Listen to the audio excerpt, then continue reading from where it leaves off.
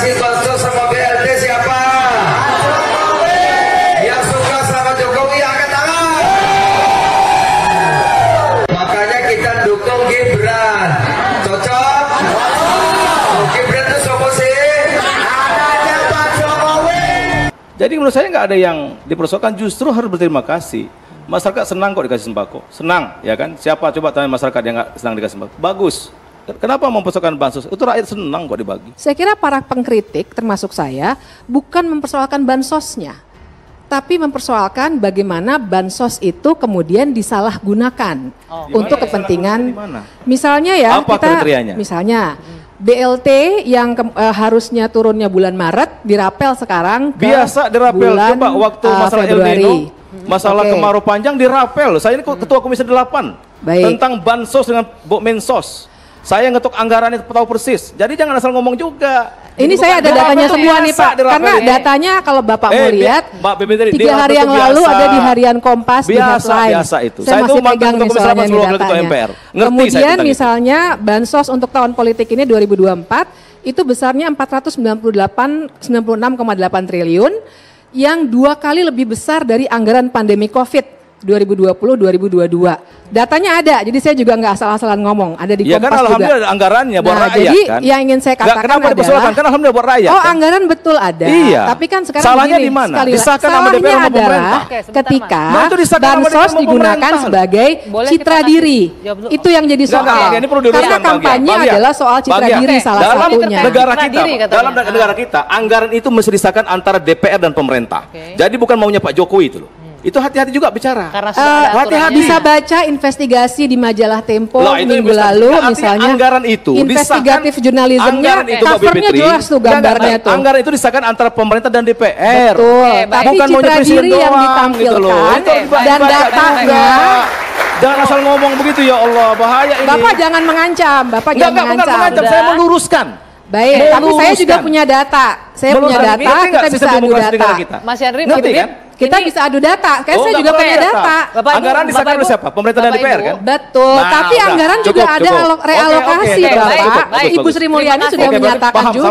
Kalau mau berkomentar, baca dulu undang-undang. Apalagi pengamat hukum tata negara. Artinya ini benar Pak Jokowi itu berkampanye artinya di sini. Oh enggak. Kalau dibolehkan. Enggak, saya bilang maksud saya banyak orang ketika Pak Jokowi boleh loh presiden berkampanye. Itu memang boleh. Boleh. Jadi jangan ada yang bilang nggak boleh. Pada dasarnya boleh, iya. Oke. Tapi begini yang ingin saya jelaskan secara lebih terang. Iya ada tapinya nih. Iya betul. Tapi kalau itu ada boleh atau tidak, ya boleh memang. Karena diatur ya. Betul. Tapi kan gini, yang di-print oleh Pak Jokowi. Ya? Oh enggak pernah mencabut Pak. Karena saya selalu menjelaskannya seperti ini. Mari kita dengar dulu. Iya tapi ada argumentasinya. Jadi pasal 299 itu ada 3 ayat. Yang di-print oleh Pak Jokowi hanya ayat pertama. What? Indonesia tanah air beta pusaka abadi nan jaya. Ekonom Universitas Gadjah Mada atau UGM, Anggito Abimanyu, mengatakan bantuan sosial atau bansos mestinya tidak disalurkan 1-2 pihak tertentu, termasuk presiden. Hal ini untuk menghindari adanya politisasi. Cukup yang menyampaikan adalah kementerian yang bertanggung jawab, sehingga ada akuntabilitasnya, kata Anggito. Di Jakarta, Rabu 31 Januari 2024. Bansos menurut Anggito mestinya disalurkan Menteri Sosial sebagai kuasa pengguna anggaran. Anggito juga mengatakan bansos yang disalurkan mestinya tidak dilabeli logo instansi tertentu, namun dilabeli anggaran pendapatan belanja negara atau APBN, karena bansos merupakan hak masyarakat yang dibelanjakan menggunakan uang negara. Sehingga tidak memicu interpretasi adanya politisasi bantuan untuk rakyat, kata Anggito. Mantan Kepala Badan Kebijakan Fiskal atau BKF ini mengatakan penyaluran bansos mestinya tidak dilakukan sekaligus. Tujuannya agar bansos lebih tepat sasaran dan efektif.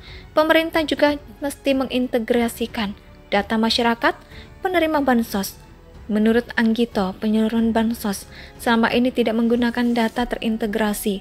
Walhasil, ada resiko tumpang tindih dan penerima bansos yang tidak tepat sasaran. Penyaluran bansos sampai saat ini banyak menimbulkan pertanyaan seperti duplikasi rumah tangga, penerima dan kemungkinan ada rumah tangga miskin yang justru tidak menerima bantuan karena tidak terdata, katanya. Ekonom Universitas Gadjah Mada atau UGM, Anggito Abimanyu, mengatakan bantuan sosial atau bansos mestinya tidak disalurkan satu dua pihak tertentu, termasuk Presiden.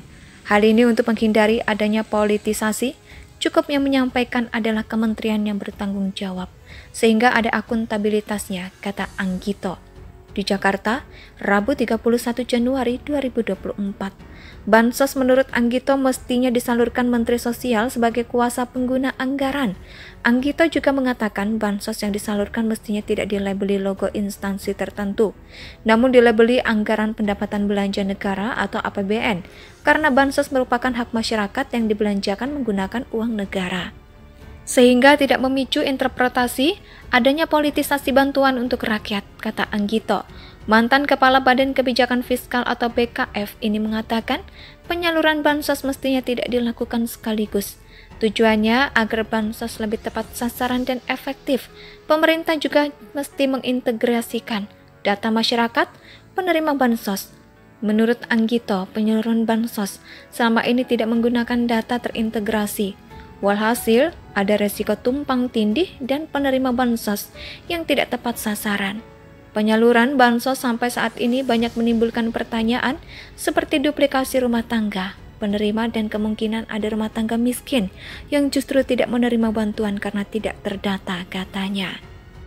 Ekonom Universitas Gadjah Mada atau UGM, Anggito Abimanyu, mengatakan bantuan sosial atau bansos mestinya tidak disalurkan satu dua pihak tertentu, termasuk Presiden. Hal ini untuk menghindari adanya politisasi, cukup yang menyampaikan adalah kementerian yang bertanggung jawab, sehingga ada akuntabilitasnya, kata Anggito. Di Jakarta, Rabu 31 Januari 2024. Bansos menurut Anggito mestinya disalurkan Menteri Sosial sebagai kuasa pengguna anggaran. Anggito juga mengatakan bansos yang disalurkan mestinya tidak dilabeli logo instansi tertentu, namun dilabeli anggaran pendapatan belanja negara atau APBN, karena bansos merupakan hak masyarakat yang dibelanjakan menggunakan uang negara. Sehingga tidak memicu interpretasi adanya politisasi bantuan untuk rakyat, kata Anggito. Mantan Kepala Badan Kebijakan Fiskal atau BKF ini mengatakan penyaluran bansos mestinya tidak dilakukan sekaligus. Tujuannya agar bansos lebih tepat sasaran dan efektif. Pemerintah juga mesti mengintegrasikan data masyarakat penerima bansos.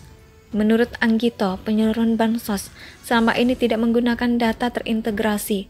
Walhasil, ada resiko tumpang tindih dan penerima bansos yang tidak tepat sasaran. Penyaluran bansos sampai saat ini banyak menimbulkan pertanyaan. Indonesia sejak dulu kala tetap dipuja-puja bangsa.